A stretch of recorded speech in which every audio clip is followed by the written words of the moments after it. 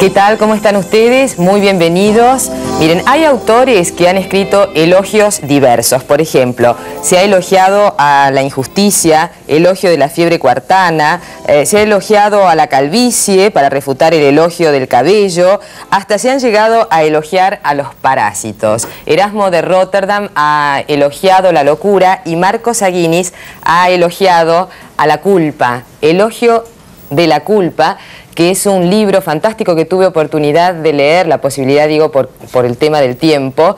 Un libro que yo le decía recién a Marcos que me impactó mucho, primero porque está contado en primera persona. Si fueras una mujer te haría un reportaje directamente como si fueras la culpa, porque tiene muchísima calidez y tiene mucho humanismo, pero parece descabellado elogiar la culpa, porque la culpa está muy denostada. ¿Cómo se te ocurre? ¿A partir de qué episodio aparece en vos la idea de elogiar la culpa? Bueno, mira, es difícil que un autor pueda detectar el momento en que se produce ese chispazo milagroso que genera una idea. Pero uno puede ir enhebrando momentos que van generando el descubrimiento de un tema. El tema comienza a posesionarse de uno y llega un instante en que uno no puede dejar de escribirlo. Sí. De ahí esa definición genial que hizo Henry Miller sobre qué es un escritor, escribiéndole eso a su amiga Anaïs Nin. Le decía, escritor no es aquel que desea escribir algo, escritor es aquel que no puede contener lo que va a escribir. Ajá, ajá. Entonces llega un momento en que uno siente la necesidad de escribir sobre algo. Y eso me ocurre porque hay varios temas que rondan habitualmente, pero hay uno que se posesiona y que comienza a martillar, y que uno duerme y come con ese tema encima hasta que tiene que escribirlo. ¿Pero algún episodio eso me pasó. Bueno, concreto en lo de Mariano Grondona? Claro, en el año 92, fue un año que nos brindó a nosotros alegrías y verdaderos sustos, si se quiere. Las alegrías tenían que ver con todo el tema del quinto centenario, del descubrimiento de América, los estudios, las investigaciones. Era una especie de recuperación de todo ese espacio que fue España ocupando la mitad del globo. Pero el año 92 fue el año del destape de la xenofobia, el resurgimiento del nazismo, que se mostraba sin ninguna clase de máscaras ni de pudores, un aumento intensísimo de la violencia en todas partes, una corrupción generalizada. En Italia se estaba desarrollando esta campaña de las manos limpias, que al mismo tiempo mostraba lo que pasaba allí, los escándalos de Collor de Mello en Brasil. De modo que en ese instante sentí yo que aquí fallaba algo en el mundo, fallaba algo. ¿Qué es lo que fallaba? Y me pareció que estaba fallando un regulador interno. Y ahí fue lo que me dijiste vos recién, que efectivamente hacia el fin de diciembre fue uno de los últimos programas de Hora Clave. Entonces yo participaba de una mesa redonda, eran 3 mesas, una sobre temas políticos, económicos y sociales. Y en los temas sociales se hablaba sobre el arte, todo lo que venía pasando en el año 92. Y yo escuchaba todos los halagos que se hacían al año 92 y nadie criticaba este aspecto tan terrible. Al extremo que yo no hablé en la primera parte del programa y Grondona decía, bueno, Aguinis tiene que decirnos algo también, será en el segundo bloque. En el segundo bloque hablé sobre este fenómeno de desculpabilización generalizada, como que fallaba ese regulador interno que permitía que afloraran elementos que parecían ya propios del pasado, de un pasado superado y enterrado. No estaba ni superado ni estaba enterrado. Entonces aquí posiblemente la culpa tenía que ser otra vez revalorada o por lo menos repensada. Y quizá, dije, alguien se animase a escribir un elogio de la culpa, así como Erasmo escribió el elogio de la locura, cuando Europa estaba por fragmentarse y llegó el hachazo de la Reforma y los cambios que conocemos. ¿Y qué asociaciones se pueden hacer entre, en los comportamientos individuales y sociales en la época en que Erasmo de Rotterdam hace un elogio a la locura, digamos desde la irracionalidad más absoluta, él advierte sobre una situación muy loca en realidad, de valores claro, terribles, y en este momento en el que, bueno, una de las noticias noticias dramáticas, yo creo, del día es que el líder neofascista ruso Zhirinovsky amenazó ayer a Alemania con un Chernobyl nuclear si Bonn intenta meterse en los asuntos rusos, y él, que se ve como sucesor de Yeltsin, declaró que cuando yo esté en el Kremlin, ustedes alemanes pagarán todo lo que los rusos construimos en Alemania. ¿Te das cuenta? Esto nos demuestra que al género humano le resulta muy difícil aprender. Somos cabeza duras los seres humanos, no aprendemos. De Erasmo a nuestro tiempo hemos avanzado muchísimo en tecnología.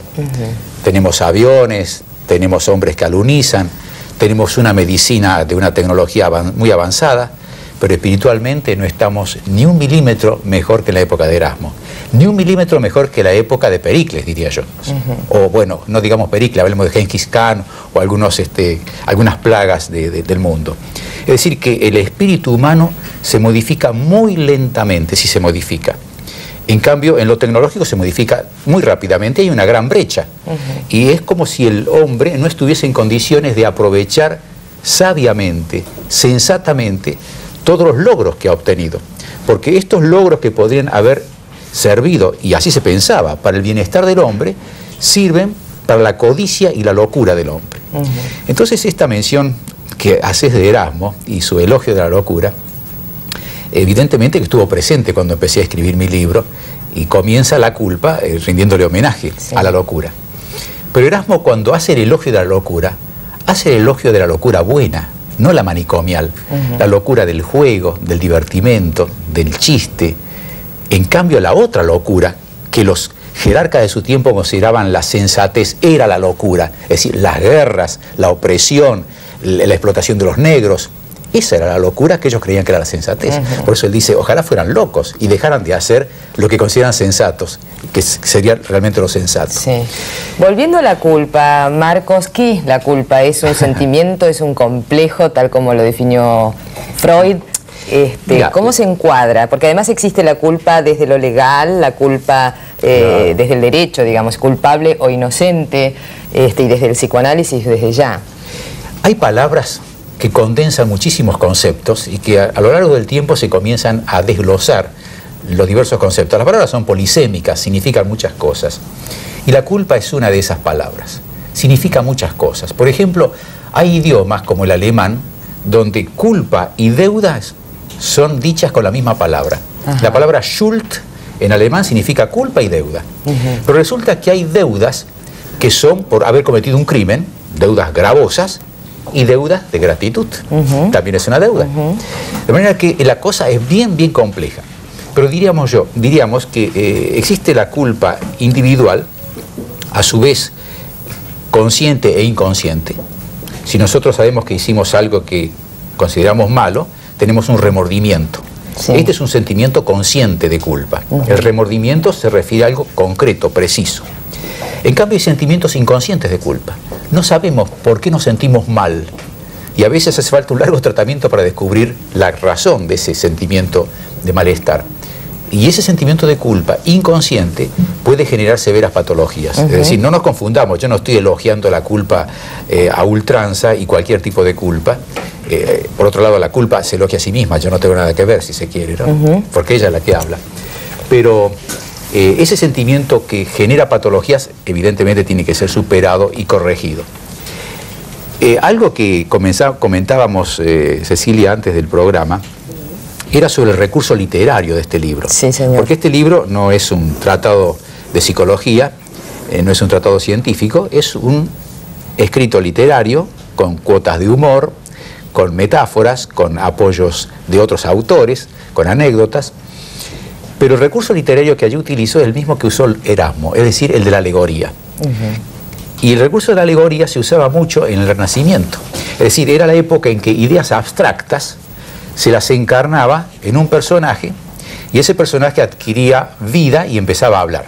Es el tiempo en que la muerte se empieza a representar como esa vieja parca que anda con la guadaña, o se representa la codicia, se representa la bondad, se representa la maldad, la crueldad, etc. Erasmo describió a la locura de esa forma, y bueno, yo uso ese recurso alegórico. La culpa se encarna en una mujer que dice, igual que la locura en esa época, nadie me alaba, por lo tanto tengo derecho a hacerlo por mí misma. Y necesita, obviamente, recursos literarios para que el lector no la deje de lado, porque cuando aparece la culpa uno empieza a sentirse muy inquieto, muy nervioso. Seguramente. Entonces necesita seducir para que se la escuche. Claro, yo me acuerdo de cosas muy populares, ¿no? Como el famoso chiste de la madre judía que dice, si no venís a comer, me muero, ¿no? Como una, bueno, como una manera de cargar culpa. Pienso en la culpa como exceso, en la culpa que paraliza, en la culpa como algo muy autodestructivo, en definitiva, esto que no permite continuar, la culpa paraliza, exactamente.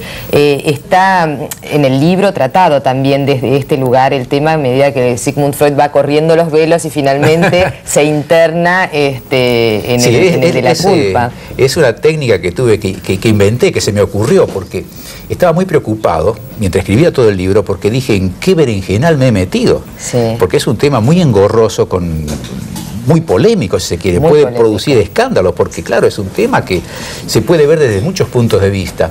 Entonces, cuando tuve que desarrollar toda la investigación psicoanalítica profunda de la culpa, no quería hacer un tratado aburrido, pesado, técnico. Entonces surgió de pronto la idea de decir, bueno, si es una mujer la que está hablando y se la tira de seductora, sí, entonces que vaya ella develando sus características de una manera acorde con la palabra develar, es decir, sacarse el velo. Y qué mejor que la danza de los 7 velos. Claro. Entonces se va sacando velo por velo. Y a medida que caen los velos, se la va viendo con mayor precisión. Y la culpa va mostrando sus miserias y sus bellezas, o sus características positivas. Ahora, la pregunta es, ¿cuál es el término medio, ¿no? entre la carencia total de la culpa, y que esto es realmente peligroso porque falla el mecanismo regulador del ser humano para hacer una sociedad más justa, más bondadosa, menos atroz, y por otro lado, la culpa excesiva que tiene que ver con esto que paraliza? Claro. ¿Cuál sería entonces el término medio? Bueno, hacia el final del libro vos te das cuenta, sos muy generosa porque no le decís a los lectores cómo concluye esta novela policial.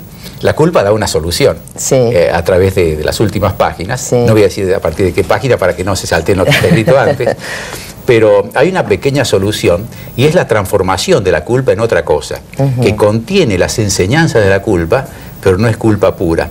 De alguna forma es necesario que aprendamos, como decíamos al principio de este programa, que aprendamos de la experiencia y nos demos cuenta que la culpa es un sentimiento exclusivo del ser humano. Ningún animal siente culpa. Y podemos, por lo tanto, decir Homo sapiens, Homo ludens, Homo faber, Homo culpógenos. Y así como solamente el hombre siente culpa, solamente el hombre es el ser vivo que puede, después de haber sentido culpa, no sentir nada de culpa y convertirse en un canalla. Tampoco podemos decir que un animal es un canalla. Un animal puede llegar a ser feroz, pero sí, nunca un canalla. Seguro. Porque al no tener nada de culpa, perdemos un ingrediente de la moral. Porque la culpa está vinculada al nacimiento de la moral. Ahora, este super yo que funciona como un capataz, como cuentan en el libro, ¿cómo funciona dentro de todo este esquema? Bueno, el super yo es una instancia crítica interna que tenemos todos los seres humanos y que determina el instante de la maduración, es decir, cuando un individuo no necesita que de afuera le estén indicando lo que está bien, lo que está mal, y es cuando solo puede discernirlo. A partir de ahí se ha instalado su super yo, es decir, su instancia crítica interna que lo orienta entre lo que es bueno y lo que es malo. Los seres humanos no nacemos sabiendo lo que está bien y lo que está mal. La culpa lo cuenta muy detalladamente, diciendo, para un niño hay algo que está bien. Por ejemplo, meter los dedos en el enchufe, para un niño está bien. Hay que explicarle que eso está mal, pero es enseñarle que está mal a pesar de que él tiene el impulso de hacerlo y por lo tanto naturalmente sentiría como algo bueno. Claro. Hay una contradicción. Esa contradicción es el largo camino y arduo camino del aprendizaje. Ahora, cuando uno termina por aprender lo que está bien y lo que está mal, que es lo que nos entrega la cultura y que no responde exactamente a nuestros deseos, en ese instante se instaló el super yo.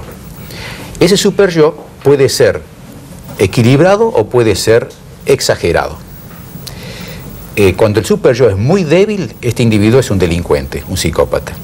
Cuando es equilibrado, ese individuo se maneja bien, es creativo, funciona con salud. Cuando ese super yo es exagerado, es un capataz demasiado cruel, ese individuo está aplastado, puede llegar incluso a enfermedades como el masoquismo moral, puede tener depresiones severas, puede tener neurosis obsesivas que lo paralicen completamente, es decir, entramos en el terreno de la patología. De manera que aquí estamos como manejándonos entre claroscuros de fronteras poco precisas. Bueno, te agradezco muchísimo que hayas estado. Lamentablemente se nos ha acabado el tiempo porque quedan algunos temas, ¿no? Yo pensaba también tantos pacientes que han recurrido al psicoanalista para resolver sus problemas y los temas que tienen que ver con las culpas. Tanto ha trabajado Sigmund Freud, que por eso es que Marcos sostiene que es un libro escandaloso, indudablemente lo es. ¿Qué dicen los psicoanalistas amigos? Bueno, este libro no pretende refutar todo lo que se hace en contra de la mala culpa, sí, sino que pretende hacer saber que un poco de culpa no está mal. De la misma forma que el dolor es también necesario para el ser humano. Gracias a que sentimos dolor, podemos tener la alarma necesaria, precisa, oportuna para defendernos de un mal mayor. Sí. El hambre excesiva puede matar.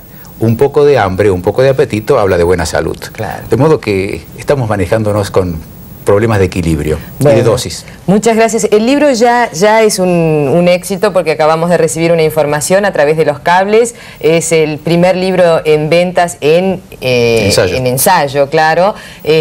Han tirado 20.000 ejemplares, ya están prácticamente agotados, así que bueno, me alegro mucho y les recomiendo muy especialmente, es un libro magnífico.